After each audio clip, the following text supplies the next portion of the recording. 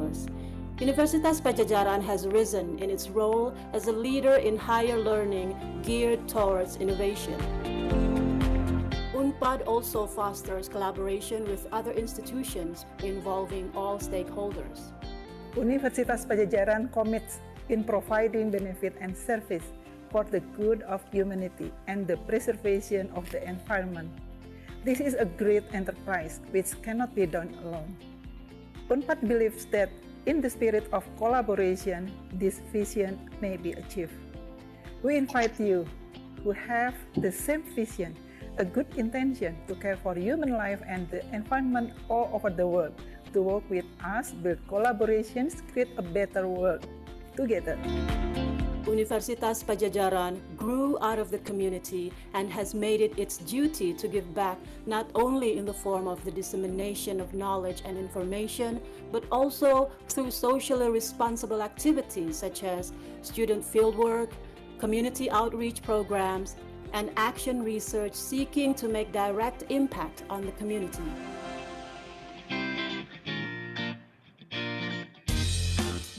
With its feet firmly grounded in the local communities and environment, UNPAD is also making great efforts to take steps towards internationalization.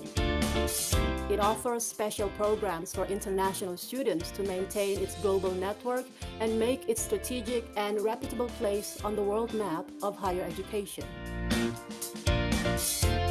As a site for the personal development of young minds and bodies, UNPAD supports a wide variety of student activities.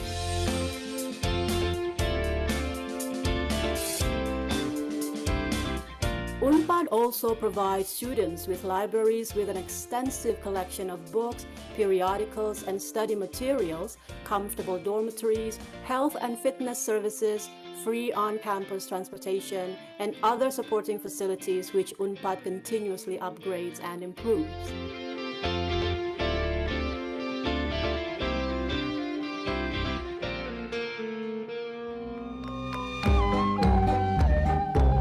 While being committed internationally recognized quality research, UNPAD maintains also its dedication in preserving traditional cultures as the compass for all of UNPAD's activities on and off campus. As of now, UNPAD have set forth unto society 200,000 graduates in various fields of work, including strategic government sectors and crucial multinational industries.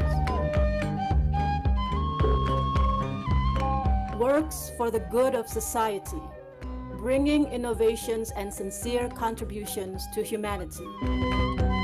Universitas Padjadjaran, the pride of West Java, working for the benefit of the global world.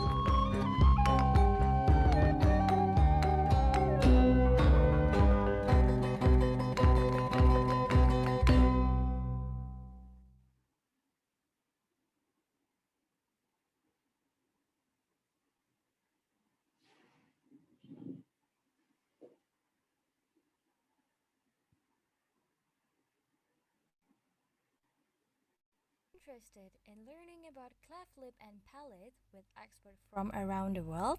And you can learn this for free while gaining 3 credits. Come join our online course in collaboration with Faculty of Dentistry Universitas Padjadjaran and Smile Train.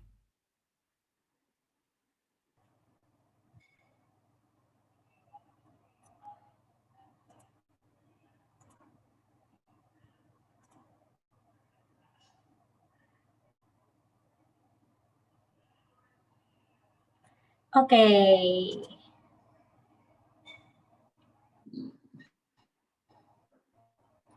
Welcome, everyone.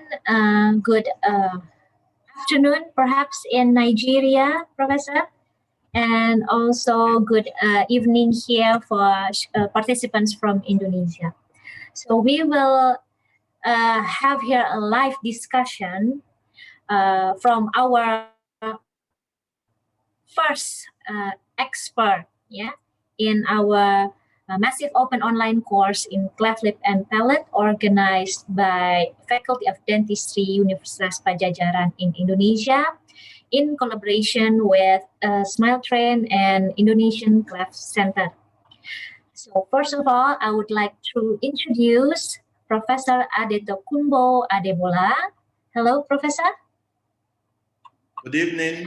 Professor, good evening. Yeah. Professor Adebola is from Aminu Kano, Bayero University, Kano, Nigeria. So today's live discussion topic is the introduction to cleft lip and cleft palate. So before we begin, I would like to introduce myself. First of all, my name is Erli Sarilita. I am the lecturer at Faculty of Dentistry, Universitas Padjadjaran. And I'm here to present our first ever massive open online course in cleft lip and palate.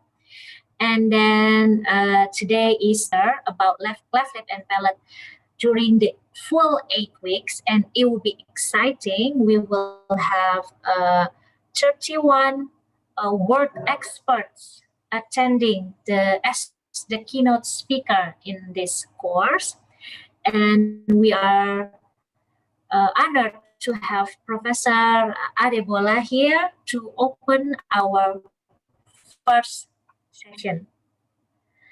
So, Professor, how are you? How is in Nigeria during this pandemic? Thank you. It's after 12 noon in Nigeria now.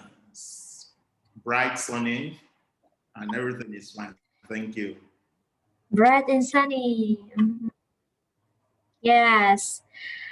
So, Professor, maybe I would like to tell you that our participant already view your lecture, yeah, and then they already raised some questions. I have indeed watched your lectures as well. It's very comprehensive. I'm very thankful for your knowledge sharing, Professor.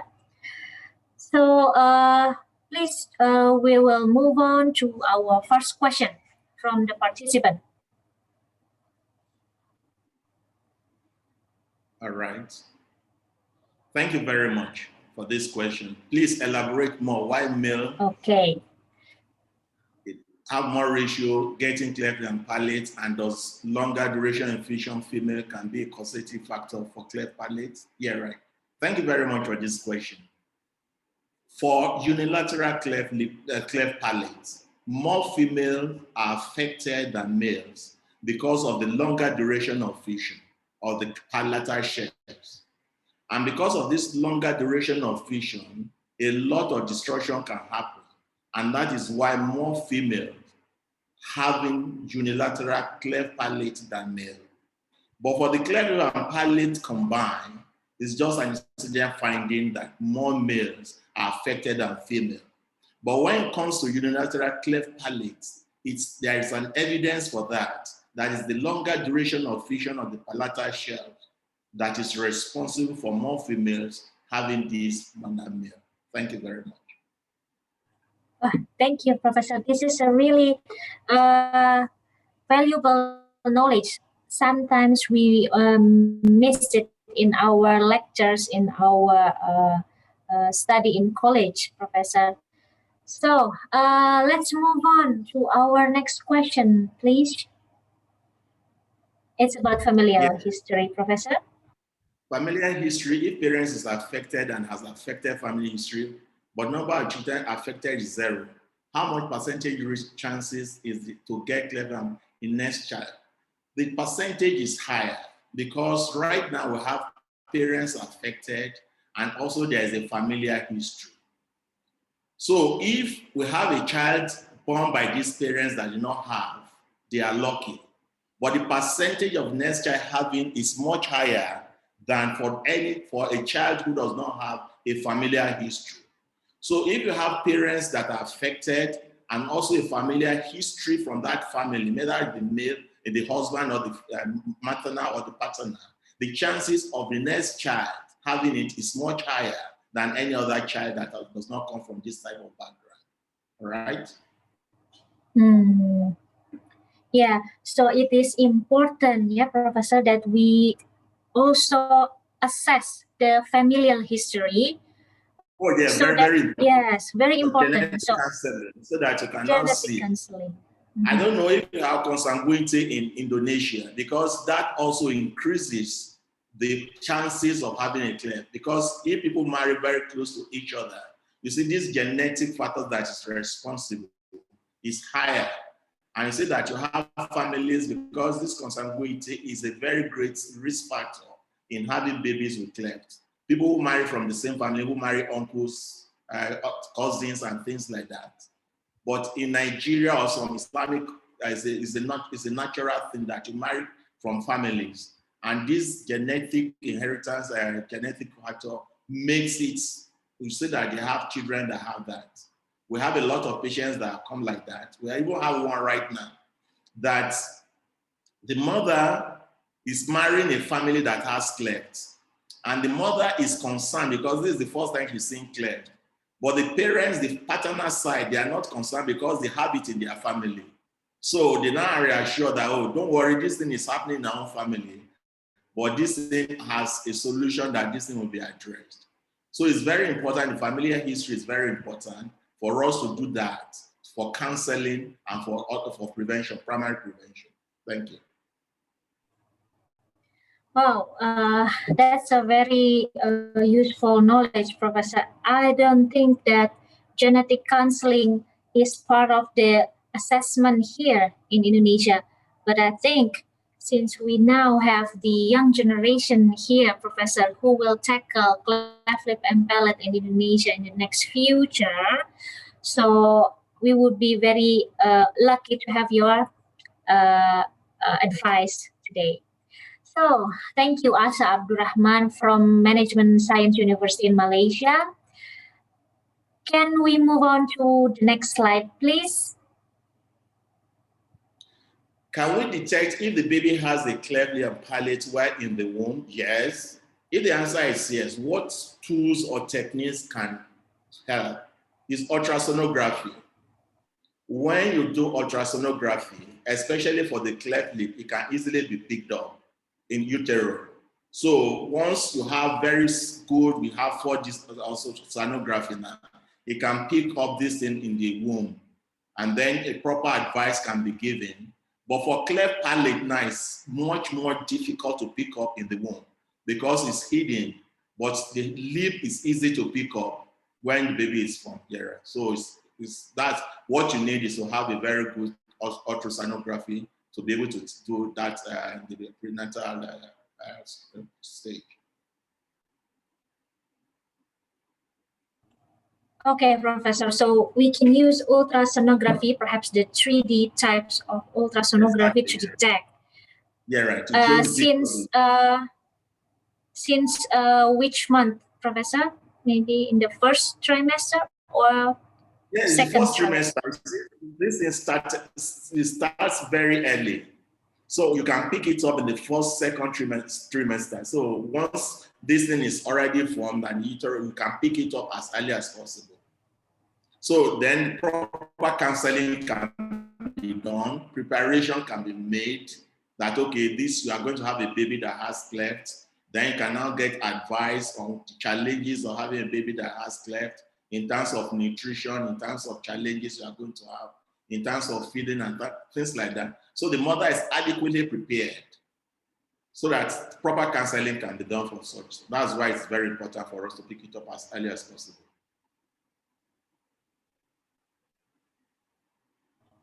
Okay, Professor. This is really interesting, yeah? So perhaps I have my own question. Actually, Professor, in your PowerPoint, in your presentation, Professor, that sometimes the patient are already in maybe 4 years old, 5 years old, and still unoperated. And then what do you think? What's your advice to tackle that? How to tackle the late assessment? Yeah.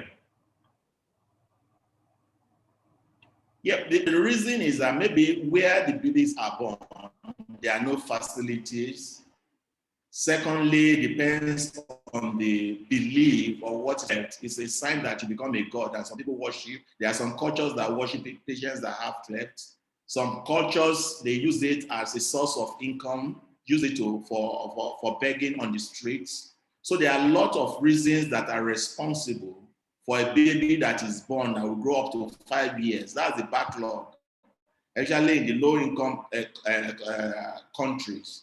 So that when you have babies that have that, you might not have the facilities or the expertise to provide this. Where the expertise are available, they might be very expensive for these people because most of these patients are from very poor background. They might not be able to afford the cost of treatment. And that is why right now, because of Smile Train in Nigeria, that provides free services for us, that's why we see a lot of them. Because the poverty level is here is very high, that if we don't have a funding for cleft services, you see that we have a lot of people who will be living with their cleft deformity. Okay, Professor, thank you for the clear answer and explanation. So, Professor, what are the main challenges you have in Nigeria in cleft lip and palate management? The main funder we have in Nigeria is Smile Train. Because Smile Train is so big in Nigeria that Smile Train is the life and soul of cleft services in Nigeria. Because they are not only providing surgeries, they are providing comprehensive care. They are involved in capacity training for the providers. They are involved in infrastructural development in the region. And there is so much involvement of Smile Train in Nigeria. So Smile Train is doing a lot for us because there is no health insurance for patients that have cleft. So they cannot afford, there is no free funding for such. So Smile Train is funding it and it's funding 100%. So both the nutritional aspects, all the comprehensive components, the orthodontics, the speech, the surgery, all these are covered by Smile Train. And as I've said, they're also helping in capacity development and infrastructural development also. Okay. Professor, during this pandemic, how do you think the cleft lip and palate patients affected by the COVID-19 in Nigeria? Perhaps you can share your experience? Yeah, right. You see, what happens in Nigeria was that during COVID, there was lockdown. So during lockdown, there was no movement. Most of the hospitals were shut, and the ones that were open for COVID patients. The second challenge we have in Nigeria is that we have little capacity for testing. And most of our patients who are children, they might be asymptomatic carriers, but don't have the facility to test them. So right now, what we've done is that as Smile Train also helped us in providing PPEs, also helping us in providing all these sanitation facilities, so that when the lockdown was eased, and then all the centers that are not used as COVID centers, then we open up, but cautiously to see. And as I said, because we don't have a testing capacity, we treat every patient as COVID positive. So we do the normal universal precautions, social distance, use of face masks, wearing of PPEs, until proven otherwise. So that is how it affected all the services we have. But right now, things are moving on. Also, during the COVID, we now transited to teleconferencing, telelectures. So that's bridge the gap. And that is a very positive thing that has happened for us. And that is why we're even having this discussion now, because this is the outcome of the COVID impact that this teleclave series was started. So that is how it has impacted us. But right now, things are easing up gradually, and people are passing to passing. Surgeries have started. All the other services have now started, and we're working full stream now. Okay, thank you, Professor. My next question is that you mentioned in your presentation about the classification of cleft and how we have various type of cleft classification. And then what do you think about that? So should we have one only classification and use it widely or globally, or can you give me your suggestion? Right. You see, the classifications we have are varied, and it depends on what you want to use the classification for. Is it for management of these patients? Is it for research? Is it reporting your outcomes? Is it developing protocols? So you see, there are different needs for classifications. So using one universal classification might not address all the different needs of this classification. Because when you want to report your outcomes, you need to be able to speak internationally that people will know what you are measuring and then can be comparable with other places. When you are talking about management, you need to talk about what you are doing to tell us what type of procedures you are using so that we can know. So that's why we have these different classifications depending on the need. So I'm not sure that the day will come that we'll just have one universal. I think what is most important is for us to use what is most convenient for us and what is the simplest classification that meets the need for that classification. That is going to be my advice. Thank you, Professor. And then my next question is about the epidemiology. Why do you think there are differences of incidence rate between races? Yeah. Those are research questions we are still looking at. And if you look at the etiology of Cleft, you see that it can either be environmental or genetic. And if you look at the different races we have, these factors are varied. But we just know that in some races, it's high, like the Asian, this thing, is higher, they have the highest rate. The blacks have the least. But the environmental factors and the genetic factors, it depends on the weight that is given to each of these that's contributed to the causative of this. So I think this is what is responsible for these varied incidents and prevalences we have in the different races. So that, like those who smoke, we know that smoking is a very high environmental factor. That those who smoke, cultures that allow smoking, like in Asia countries, the rate of smoking is very high. It might be responsible for this. That's my point. So that these are things that we really need to look at and balance it, both the genetic and environmental causative factors. So that is what I think is responsible for most of these variations that we have. Okay, Professor, very clear explanation. Thank you. I have a next question. So, Professor, you mentioned in your presentation about the environmental factor, that tobacco smoking is one of the playing factors. But how about the wood burning cooking system that people in rural areas are still using?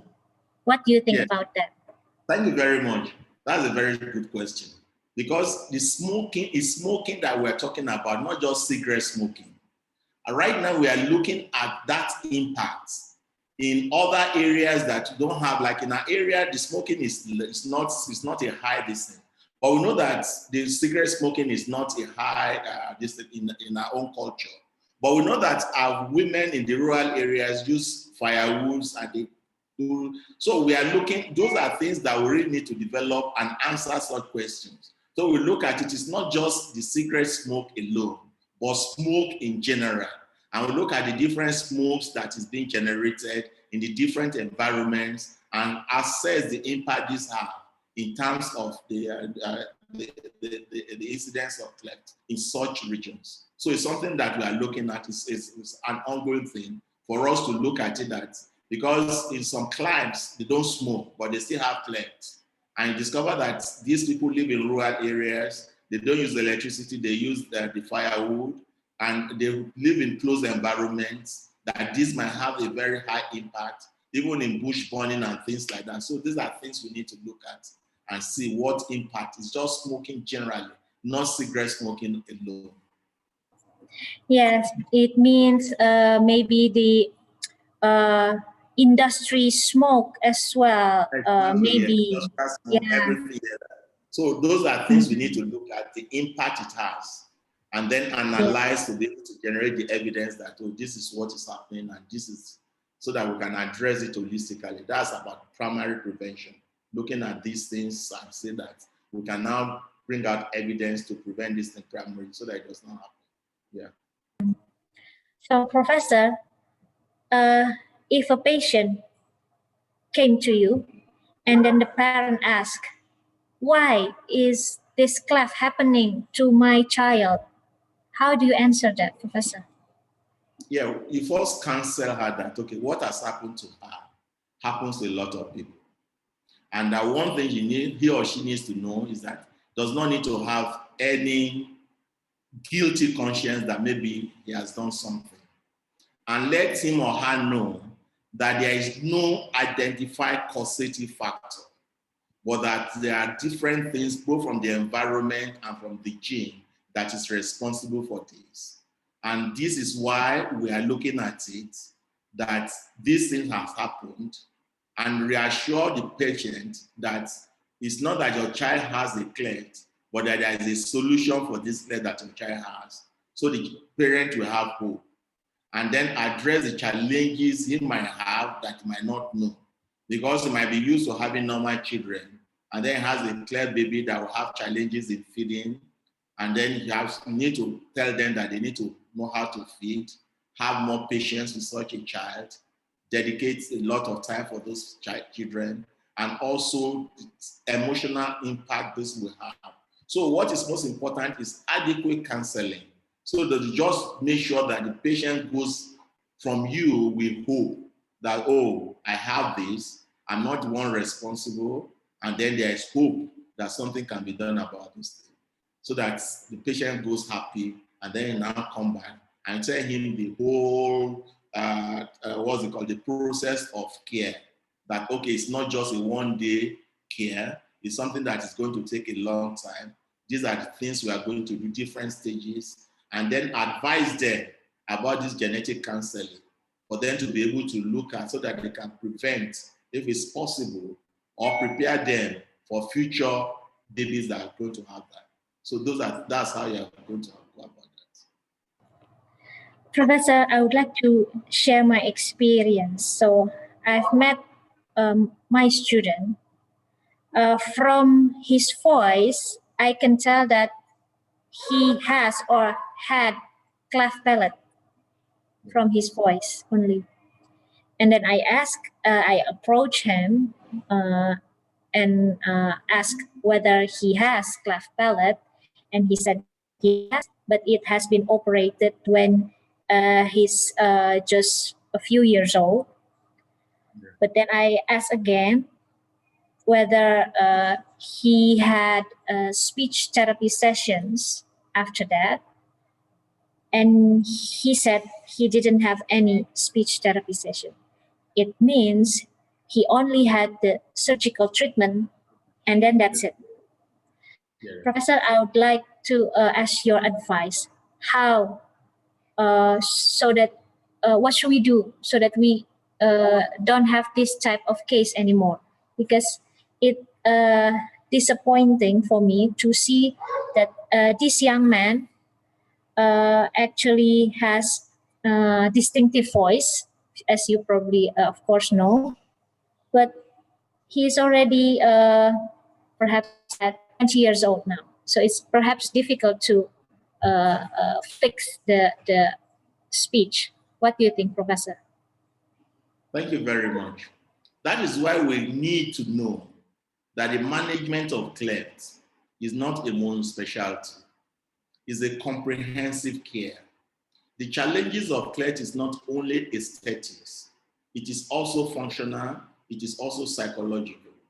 So all these problems must be addressed, and the patients must know that there is no one single person that can address all these challenges.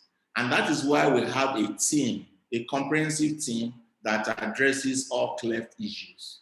So that once the patient comes, he will be advised that the surgical aspect can be taken care of, there's going to be the surgical aspect, there's going to be the orthodontic aspect. Even like the patient you're talking about, the surgery might not be adequate. That is what we call a velopharyngeal insufficiency. That if the surgery is not okay, something can still be done to address that. And in conjunction with that, we also go for speech, so that we know that the palate is repaired. Palate is repaired for you to be able to speak well and also to be able to feed properly. And if your speech is not okay, a speech therapist is supposed to do an assessment to see whether it's a functional thing or it is a structural thing, so that we really need to know the cause of that deficient speech. So we really need to counsel everybody that is involved in Cleft. That Cleft is not a monospecialty. The problems we have are many, and it is a team approach that we need to address all these challenges. So that we need to develop a team care for all our Cleft services for us to be able to give effective Cleft management, so that all the challenges will be addressed.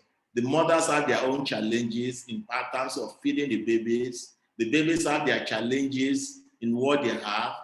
Apart from that, if the palate is addressed very early, it can constrict the growth of the maxilla and need orthodontic surgery later to correct that. So that you see that there are a lot of things that we really need to do, and the patient must be carried along and educated right from start to know that this is what is involved. But the patient also must be reassured that there is help for every stage of this, and then we'll be with him or her throughout this process. Thank you, Professor. That's a really excellent message that Cleft is, the Cleft needs not only one specialty, but also need interdisciplinary, as you said in your presentation, interdisciplinary management. That's right, Professor. And then my next question is about the, again, about the classifications. Which classification you use in your Cleft Center facility currently, Professor? We use the Carnahan classification. Carnahan. The Y, right? Yeah. Yes. Okay. So perhaps different Cleft Center will use perhaps different classification, Professor? Yeah, it depends on what they use, and they'll be able to explain. But in our own, that we use the Y classification. That's what we use. Okay. Professor, I would like to ask Nigeria experience in terms of government support, in terms of cleft lip and palate patient, whether they have birth defect surveillance, government owned or government operate, or do you use your own, each Cleft Center has its own birth defect surveillance? Yeah, thank you very much. Unfortunately, there is no government support for Cleft services in Nigeria right now. And that is why we are making a case for that. But for us to make a case for that, we really need to have the evidence to show. And that is why we are encouraging this multidisciplinary care, so that we can concentrate all our services maybe in very few centers, where we can generate the evidence, and then the support, when the support comes, it can now come in a good way. Nigeria has a national health insurance policy that even covers children under 5. But unfortunately, we have not made a case for Cleft to be involved in that. And the national insurance cover that we have is not a global cover, it's only for those who are working in the government institutions. So those who are not working in government institutions, a majority of Nigerians are not working for government. So they still need to do out-of-pocket payment for the services they have. And that is why we are really grateful to Smile Train, making these services available for this poor, because most of these patients that have this come from very poor background, unfortunately, that they cannot afford. And the cost of this care is something that is causing what we call disastrous effect on income for those who if they want to pay for these services. So, but we are working now in Nigeria to see that we can make the case for government to be able to put this into the national health insurance scheme. And then can be, because we are looking at it that one day smart train might stop their funding. We're not hoping that to happen, but we need to be very realistic and for sustainability and self-sufficiency. We need to be looking forward and see what we need to do so that we can sustain ourselves.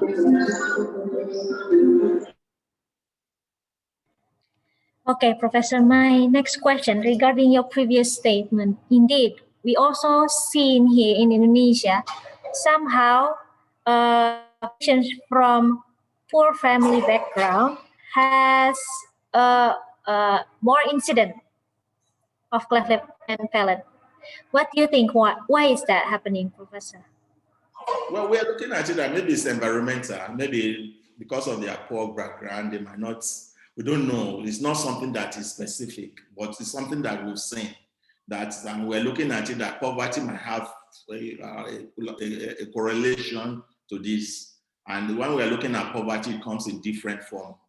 Whether you are not eating well, you are not living well, you are compromised, immunity is compromised, and things like that. So it's something that we see, and it's unfortunate, but that is the reality. Do you have like a epidemiological report on the cleft lip and palate patient in Nigeria, whether it's increasing over time or it's decreasing over time? Yeah, right now we've just developed a e-registry to capture the cleft editing, so that in another some time now we're going to have that data. But what we have right now is just institutional data that we have. We don't have a national data to look at it, whether it's increasing or it's decreasing. But we've done a prevalence study here in Nigeria.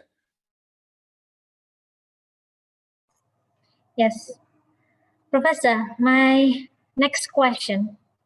You mentioned in your presentation about the role of nutrition in the etiology of the cleft lip and palate. Hello? Hello, Professor?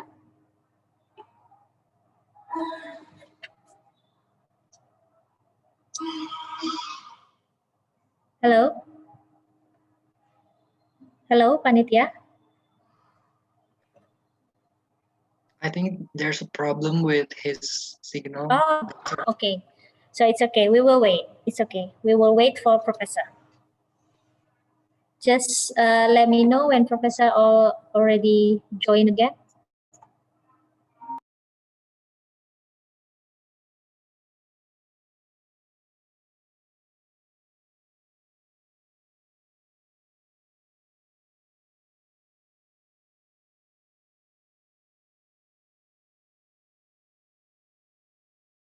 While we're waiting, perhaps Shifa can play again the video so that our audience can watch and enjoy.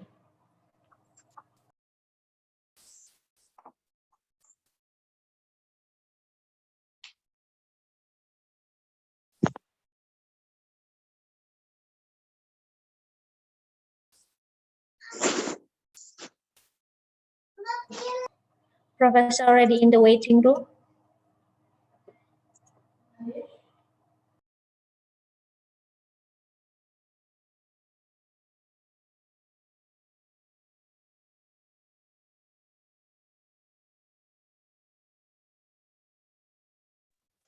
Hello? Hello?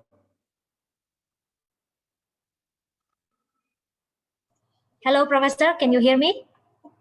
Yes, I'm hearing you. Are you hearing me? Yes. Okay. I'm sorry, I lost, my distance just went off. No worries, Professor. Yes, I'm listening to different. Okay, Yeah, right. okay. Yes. Okay, that's okay, Professor. Maybe we can only have one last question, perhaps, Professor. We have here with us in this Zoom room, and perhaps in the massive open online course platform, who will watch this recording live discussion. There are young generations undergraduate students, young dentists, young social worker, young nurse. Perhaps you have a message for them, Professor. How can we tackle this cleft lip and palate issue? Thank you very much. For every participant, I want you to know that this is a social problem, and we are here to provide help for those who need this big help. They need a help of psychological support. They need a help in education to understand the problem they have. They need a help to know that the solution is not just specialty. They need to know that the solution is just one day off. They need to know what is involved in this. And we need to be part of this solution. So that I want you to see how you can be of help, whether in mobilizing these patients, whether in counseling these patients, whether in educating these patients, or you are part of the multidisciplinary team that is providing care for these patients. So these are things that we see, and these are things that are very gratifying because the results are very obvious, that we can give hope for those who are hopeless, for them to be able to live a normal life, because the cosmetic defect they have makes them to be shy and to be able to hide themselves and not to be able to express themselves. But the solutions that are provided will make them to live a normal life and to live a productive life. So you see that you are doing something that is good, and everybody has a role to play. As I've said, it's a multidisciplinary approach. Everybody that is going to be part of this must properly trained and must have the right skills and expertise for us to be able to do that. And I want to congratulate your school for organizing this, for making this to happen. And I think you are participating in this. This is just the beginning. There are other lectures that you are going to have that will teach you other things. But you have my contact, or you can always contact me. I'm also the foundational dean of a dental school in Nigeria. I just stepped down. But we can collaborate and move this thing forward. So I want to thank you for being part of this. And I hope this lecture will stimulate you to be able to be provider and to be of assistance in the future. Thank you very much. Thank you, Professor, for an excellent message to our young generation, Professor. And I'm really grateful on behalf of Faculty of Dentistry, Universitas Padjadjaran in Indonesia. We would like to extend our deepest gratitude for your knowledge sharing today, Professor. And maybe someday you can visit us here in Indonesia. I will. I'm looking forward to that. I'm really looking forward to that. So right. thank you, Professor. Yes. Thank you very much. Thank you. To all the participants who perhaps just watch these sessions, please continue the learning path in this massive open online course, and please share it with your friends and colleagues that we are learning together here towards the comprehensive cleft care to help those children in needs. So perhaps that's all the session for today. We will meet you again in the next sessions. So keep hanging on there. We will see you again. Stay healthy and stay productive. So thank you and good night. Bye. Bye. Yeah, bye. Thank you, Professor. Yeah, right. Thank you all. Thank you very much. Yeah, right.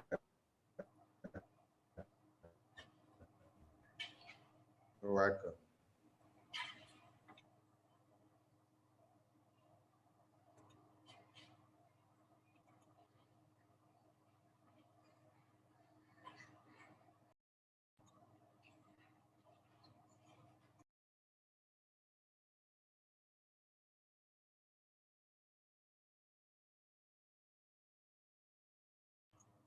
Shiva bisa end meeting for all. Thank you. Sampai jumpa di lain kesempatan.